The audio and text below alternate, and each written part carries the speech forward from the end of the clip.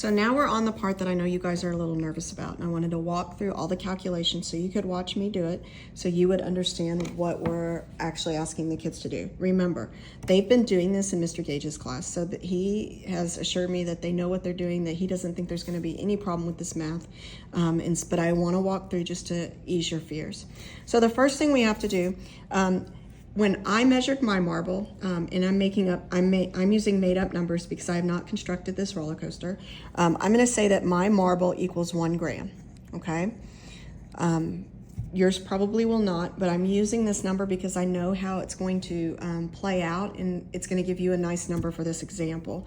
So 1 gram.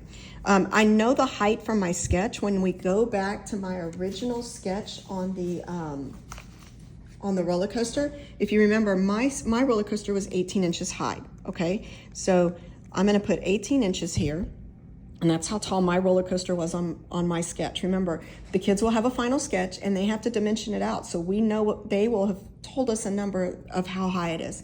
They have to be under 24 inches, right? Because the maximum height of this roller coaster is 2 feet. So 24 inches is the most they could have, so they'll be anywhere between hopefully more than 1, but somewhere between probably 5 and 24 inches. Now, here's a fun fact about science and engineering. In engineering, we still use the customary units, which is inches, feet, things of that nature. In science, they use the international system, so that means centimeters, meters, of that nature. So we need to do some conversions. If we go back to the instructions, when I look here on the instructions, and I'm kind of pulling out and then I'm going to come in, and remember, I'm trying to do this one-handed, we're going to divide our grams by 1,000 to get our kilograms. Okay, so let's do that real quick on our thing. So we have 1 gram, right? We're going to divide it by 1,000 so that we can get our weight in kilograms, and what that's going to equal is 0.001 kilograms. Okay, and I'm going to put a box around that just because math is not always easy for me either, and so I want to make sure my answers are clear for me to follow. Okay, the other thing I have to do is I have to change the height to meters. And if I look on my instructions, it says multiply the height of my hill by 0.254 to get the height in meters. Okay, so that's right there. So I'm going to take my 18 inches, I'm going to multiply it, which is what that dot means, by 0.0254, okay? And when I multiply that out, what I get is 0.4572 meters, okay? And I'm gonna put a box around that. So I have everything I'm gonna need at this point. Oh, but wait, I don't, right? I still need G, because potential energy equals mass times gravity times height.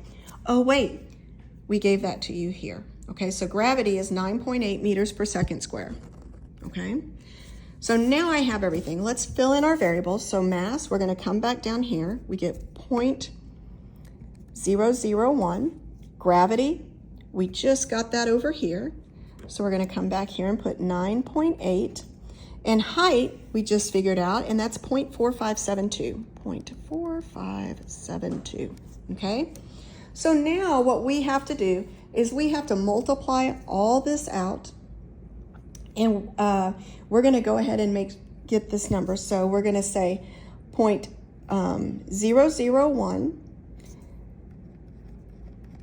times 9.8 times 0.4572, okay? And when we multiply this out, we get 0.00448056. That's a huge long number. I don't want to deal with that. So I'm going to round it to the 4th decimal, so that 8 will make that 4 a 5. So our final answer in this column will be 0.0045. Okay, that is our potential energy, and that J means joules. It's just a unit. Think of it like an inch or a centimeter. It's just a unit that we measure energy in. Okay, so now we need to do potential energy. We're trying to find our maximum velocity, okay? We know, the kids know, that potential energy will equal kinetic energy, okay? So PE equals KE, okay? And we're given this other formula of mgh equals 1/2 mass velocity squared, okay? Kinetic energy is the actual energy of it doing work. So we know that are, if we know these are the same, because remember Newton's law says energy can't be created or destroyed. It just is in different forms. So that's why these are equal. We just did MGH and we got that answer, right? Because that's this potential energy. So our potential energy answer is 0.0045, okay? And we're gonna say that that equals 1/2 mass velocity squared, okay? Hopefully everybody's good so far. We have a fraction here and we need to get rid of a fraction. Whenever we're trying to solve for variables, we have to put that in a reciprocal format. So we're gonna multiply both sides of the equation by 2, okay? 2 times 0.0045 is 0.009. And that's gonna equal mv squared now, okay? Because all we did was that 2, this 2 cancels out this 1/2. And if you need to see that, we took 1/2 and we multiplied it by 2 over 1. So the 2's cancel, the 1's cancel, and we end up with 1. That's why that works, okay? So we have 0.009 equals mass times velocity squared, okay? We know what mass is, right? We found that when we did our conversions. Remember, it's 0.001. So let's say 0.009 equals 0.001 v squared, okay? Hopefully everybody's good there. Now, to get rid of this multiplication, the opposite is division. So we're going to divide both sides by 0.001, divide by 0.001, okay? These will cancel each other. And 0.009 divided by 0.001 equals 9. If you do it on your calculator, you'll get that. And so we're saying that's what v squared equals. Remember, this square means any number times itself equals this number. Okay, so what number times itself equals 9? There's a square root function. So if we did the square root of 9 will be what v equals, okay? This one's pretty easy, so we don't even have to use the square root function, but v is going to equal 3.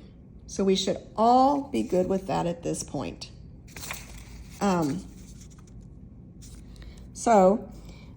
We will put our final answer is 3 meters per second squared. I'm hoping that makes sense for you guys, okay? Now, our last thing to find is this momentum at maximum velocity. And we have a formula of P equals m times v.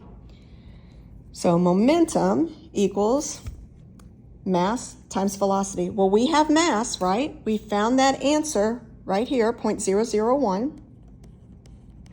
Okay?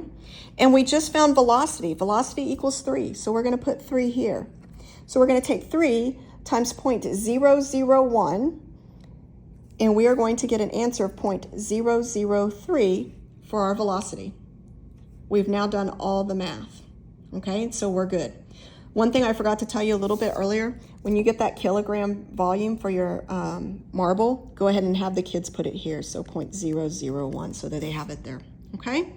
I hope that you guys are feeling better about all this and that you understand it. I promise you the kids know it.